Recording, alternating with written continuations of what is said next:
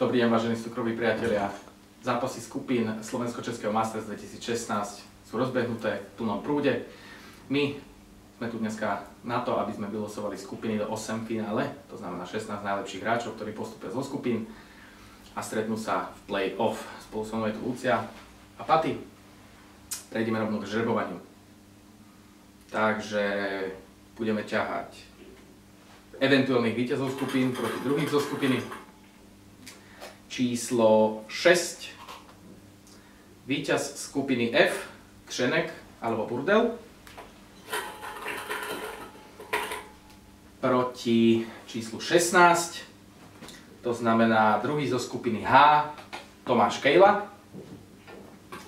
Ďalší zápas, číslo 7, víťaz skupiny G, buď to bude Jakub Koniar alebo Indra Prchal.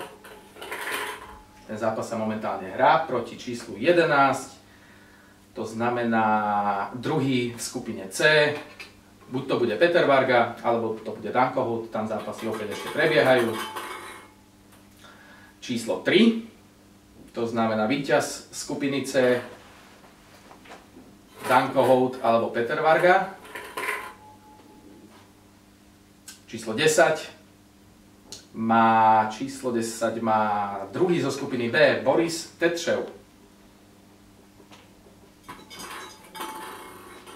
Číslo 1, víťaz skupiny A, Jakub Rendla, sa stretne proti číslu 14, to znamená druhému zo skupiny F, buď to bude Lukáš Křenek, alebo to bude Andrej Burdel. Číslo 5, žije, áno, víťaz skupiny E, Dan Milý alebo Honza Matejček. Proti číslu 12, to znamená druhému zo skupiny D, Adamovi Horáčkovi. Číslo 8, máme to dole hlavou.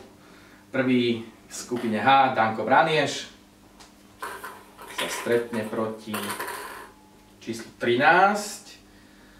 Tam druhého zatiaľ nepoznáme, tie zápasy prebiehajú, čiže môže to byť buď Dan Milý, Honza Matejček, alebo ešte aj Maťko Oriňák. Číslo 2, prvý zo skupiny B, Heath Williams, ktorý si zahrá proti číslo 9. A číslo 9 je druhý zo skupiny A, Aleš Herold.